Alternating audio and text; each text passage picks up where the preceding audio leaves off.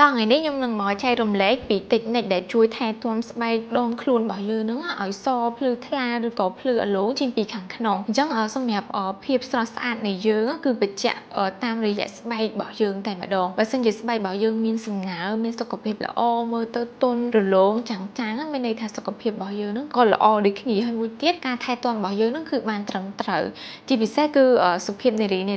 គ្នាយើងតែម្ដងដូចខ្ញុំដែរនៅពេលដែលមានស្បែកមើលទៅភ្លឺទន់ចាំងគឺការស្លៀកពាក់ក៏កាន់តែមានភាពជឿជាក់ជាងមុនដែរអញ្ចឹងបើសិនជាចង់ដឹងថាមានវិធីអីខ្លះឬក៏តិចនិចអីខ្លះអាចមើលវីដេអូនេះឲ្យដល់ចប់បានទី1ហ្នឹងគឺតាក់ទងជាមួយនឹងការថែទាំចេញពីខាងក្នុងខ្លួនយើងតែម្ដងមានន័យថាតាក់ទងជាមួយនឹងការញ៉ាំការគេងបើសិនជាចង់បានស្បែកភ្លឺថ្លាទន់រលោងគឺអាចញ៉ាំជាប្រភេទផ្លែឈើបន្លែបៃតងហើយសម្រាប់ផ្លែឈើគឺញ៉ាំជាប្រភេទវីតាមីន C អីច្រើនអញ្ចឹងនៅពេលដែលញ៉ាំទៅគឺអាចជួយសុខភាពរបស់យើងពីខាងក្នុងហើយជួយសម្រស់ទៀតហើយចំណុចទី2គឺតាក់ទងជាមួយនឹងការផ្ដល់សំណើមពីខាងក្រៅ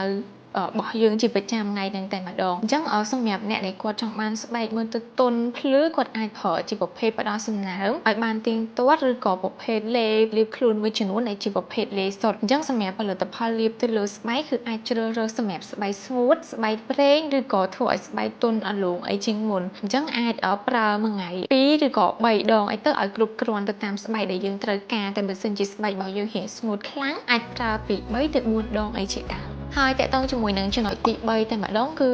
ការជំរុះកោសិកាចាស់អញ្ចឹងសម្រាប់ការជំរុះកោសិកាចាស់ហ្នឹងគឺមាន2ដែលតាក់ទងជាមួយនឹងស្បែកមុខហើយនិងស្បែកខ្លួនតែថ្ងៃនេះខ្ញុំនិយាយតែពី